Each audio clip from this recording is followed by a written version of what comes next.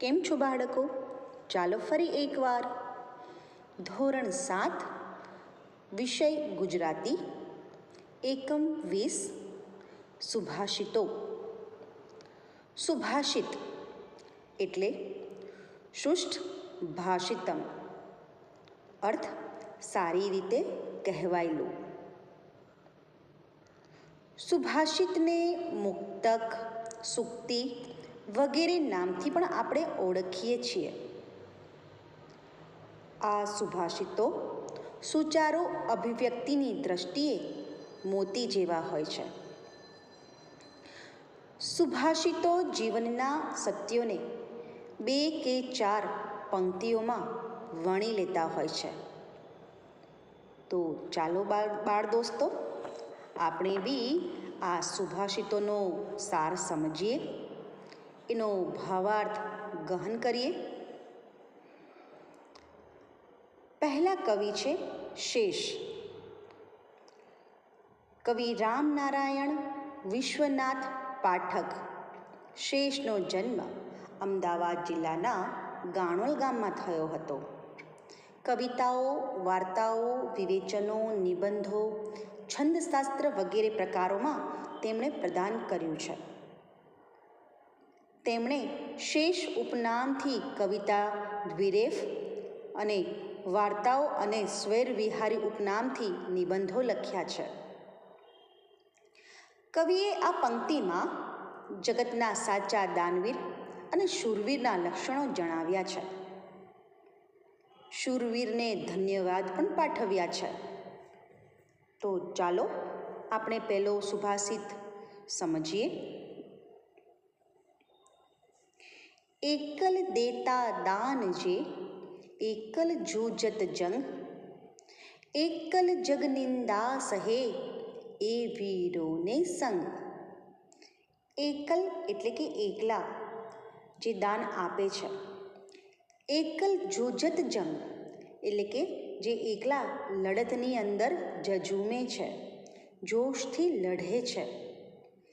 એકલ જગ નિંદા સહે, જે જગતની નિંદા પણ સહન કરે છે.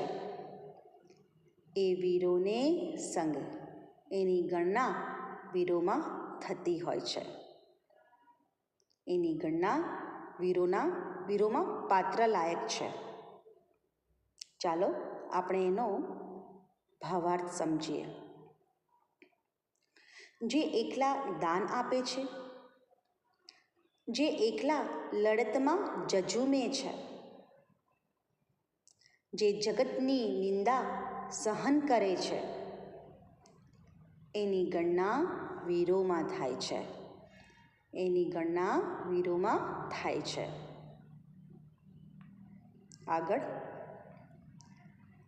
આગળના કવિનું મૂળ નામ છે જલાલુદ્દીન અલ્વી એટલે કે જલન માતરી.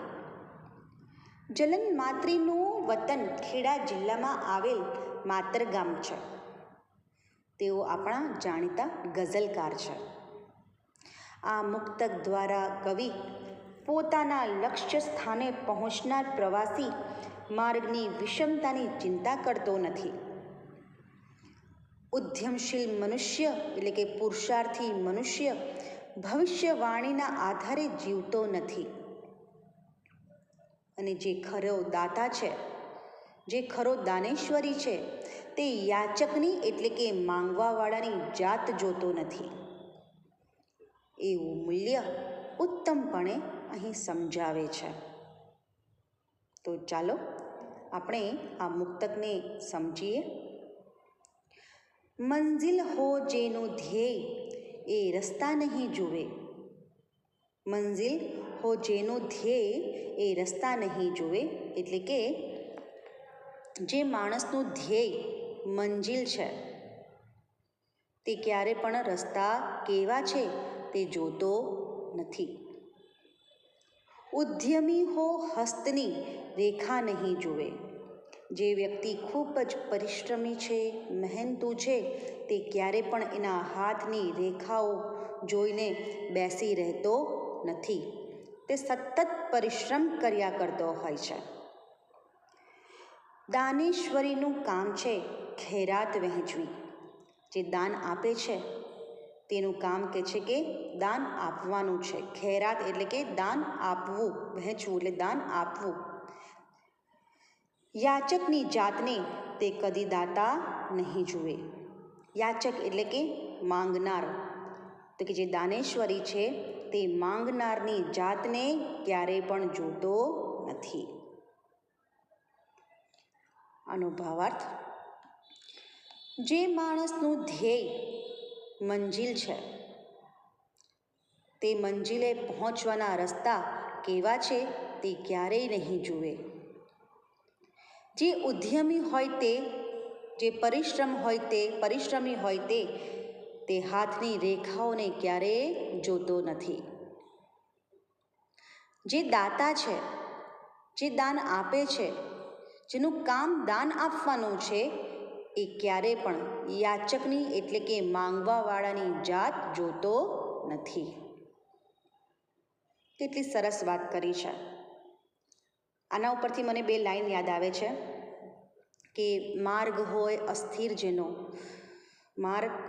અસ્થિર જેનો રાહ કદી મળતી નથી, અને અડગ મનના મુસાફિરને કદી મંજિલ મળતી નથી. ટૂંકમાં તમારી મંજિલ, તમારું ધ્યેય જો નક્કી હોય ને તો રસ્તામાં આવતી કેટલી બી આપદા હોય, તકલીફ હોય, બાધાઓ હોય, તે બધી સમય સાથે કહે છે કે પસાર થઈ જતી હોય. બસ તમારા મનની અંદર તમે જે વિચાર્યું છે એની ઉપર તમારે મક્કમ રહેવાની જરૂર થઈ પડે છે. આગળ જોઈશું. લોકોથી અને લોકો માટે જે સાહિત્યની રચના થતી રહે છે તેને લોક સાહિત્ય કહે છે. લોકોમાં પ્રચલિત બન્યું હોય તેવું સાહિત્ય પણ લોક સાહિત્ય જ છે, જેનો રચયિતા લોક સમુદાય છે. લોકો દ્વારા રચિત લોક સાહિત્ય. લોક સાહિત્યના આ દુહામાં પોતાની જાતને ઘસી નાખી અન્યને સુખી અને સદ્ગુણી બનાવવા મથતા સંત અને અગરબત્તીનો મહિમા ગાયો છે. ચાલો આપણે એ મુક્તકને સમજીએ. આપ બળે એકલ ખૂણે ધૂપ બધે પ્રસરંત, જગમાં એવા જનમિયા અગરબત્તીને સંત. આપ બળે એટલે કે સ્વબળે, એકલ ખૂણે એક બાજુ, ધૂપ બધે પ્રસરત પણ એની સુગંધ જે છે તે ચારે બાજુ ફેલાઈ જાય છે. એ છે કે કોઈ ખૂણે પોતે બળીને બધે સુગંધ ફેલાવે છે. જગમાં એવા જન્મ્યા, એ છે કે જગમાં એવા બે લોકો જન્મ્યા છે. તે કોણ? તો અગરબત્તી અને સંત. અગરબત્તી અને સંત. આનો ભાવાર્થ છે: કોઈ ખૂણે પોતે બળીને બધે સુગંધ ફેલાવનાર જગતમાં બે જ જન્મ્યા છે. એક છે અગરબત્તી અને બીજા છે સંત. અગરબત્તીને કોઈ ખૂણામાં પ્રગટાવી દો તો એની સુગંધ, એની મહેક ચારે દિશામાં ફેલાઈ જાય છે. તેવી જ રીતે કે છે કે સંત વ્યક્તિ, સજ્જન વ્યક્તિ તેના પ્રવચનથી, તેના સારા સંસ્કારથી તે લોકોના જીવનમાં પણ છે કે પ્રકાશ ફેલાવે છે. એના જ્ઞાનથી લોકોના જીવનમાં કહે છે કે પ્રકાશ ફેલાવે છે. તો દૂર રહીને પણ આ સંત જે છે એની સંત વાણીથી બીજાના જીવનની અંદર કે છે જ્ઞાનરૂપી પ્રકાશ ફેલાવવા મદદરૂપ થાય છે. આગળ જોઈશું. આગળના કવિનું નામ છે કુતુબ આઝાદ. કવિ કુતુબ આઝાદનો જન્મ અમરેલી જિલ્લાના બગસરા ગામમાં થયો હતો. તેમણે વર્ષો સુધી તમન્ના નામનું માસિક ચલાવી સાહિત્યની ઉમદા સેવા કરી. સમાજની સાંપ્રત સમસ્યાને કેન્દ્રમાં રાખી અનેક લોકભોગ્ય પદ્ય રચનાઓ આપી છે. તેમણે 12 જેટલા પુસ્તકો આપ્યા છે. આ ગઝલ પંક્તિમાં કવિએ નમ્રતાનો મહિમા સુપેરે સમજાવ્યો છે. તો ચાલો આપણે આ મુક્તકને સમજીએ. ફળો આવે છે ત્યારે ડાળીઓ નીચી નમી જઈને, ફળો આવે છે ત્યારે ડાળીઓ નીચી નમી જઈને ખરેખર નમ્રતા શું છે એ જમાનાને બતાવે છે. એટલે કે વૃક્ષ પર જ્યારે ફળો આવે છે, ફળો લાદે છે ને ત્યારે તે જમીન તરફ કહે છે કે નીચે નમી જાય છે, અને જાણે એ સમજાવતી હોય કે નમ્રતા શું છે તે લોકોને, જગને તે બતાવે છે, કહે છે. બાળમિત્રો, તમને ખબર હશે કે જ્યારે વૃક્ષોની અંદર, વૃક્ષો પર કહે છે કે જ્યારે સુંદર મીઠા ફળો ઉગે છે ને ત્યારે એની ડાળખીઓ એ કહે છે કે જમીન તરફ ઝૂકી જતી હોય છે. એનો અર્થ શું થાય કે જેની પાસે ઈશ્વરે પુષ્કળ જ્ઞાન આપ્યું હોય કે પછી ધન લક્ષ્મી આપી હોય, વૈભવ લક્ષ્મી આપી હોય, ખૂબ જ પૈસો આપ્યો હોય, તેણે એ ચીજથી, એ વસ્તુથી કહે છે કે અભિમાન ન લાવવું, એ વસ્તુનો આડંબર ન કરવો, પણ એ વસ્તુ બીજાના જીવનમાં કામ આવે એ રીતે કહે છે કે લોકોને મદદ કરવી જોઈએ. અહીંયા આ ફળોથી લાદેલા જે વૃક્ષો છે તે આપણને એ જ શીખવાડે છે કે વૃક્ષો ક્યારેય બી પોતાના ફળોને ખાતા નથી, પણ એમાં જ્યારે વૃક્ષોમાં ફળ આવે છે ને ત્યારે એ ફળો લોકોને જાણે સમર્પિત કરી દેતા હોય એ પ્રમાણે એ વૃક્ષો કહે છે કે એની ડાળીઓ સાથે નમી જતા હોય છે. તો આપણે બી આપણા જીવનમાં આ પાઠ, આ બોધ ઉતારવા જેવો છે.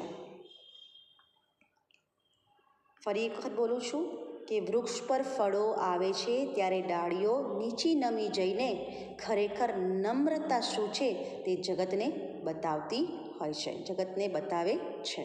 આગળ, વેણીભાઈ પુરોહિત. કવિ વેણીભાઈ પુરોહિતનો જન્મ જામનગર જિલ્લાના જામખંભાળિયામાં થયો. તેમના પિતાનું નામ જમનાદાસ અને માતાનું નામ ગુલાબબહેન. ઝરમર, પરોડિયાની પદમણી અને નૈણા તેમના જાણીતા ગીત સંગ્રહો છે. ચિંતા, દુઃખ, ખટરાગ આ બધું ઠરે છે, આ બધું શમી જાય છે, શાંત પડી જાય છે, પરંતુ ઈર્ષારૂપી આગ ઠરતી નથી.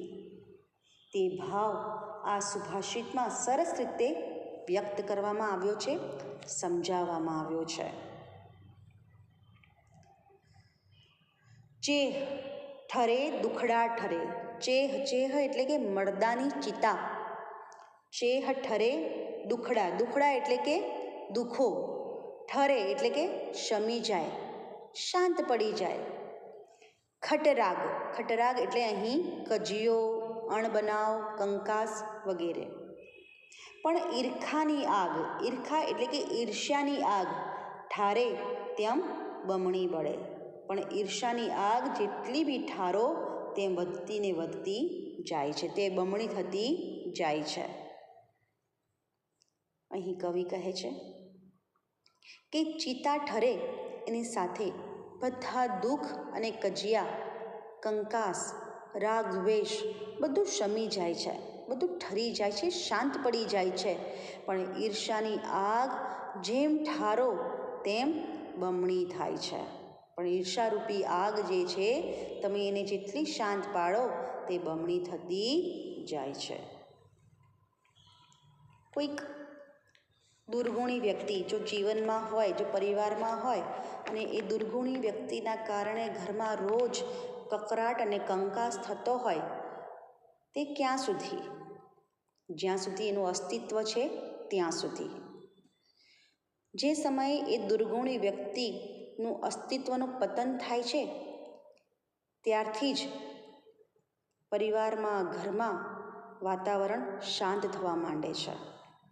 ઘરનું વાતાવરણ કહે છે કે શમી જાય છે, એવું અહીં કવિ કહેવા માંગે છે.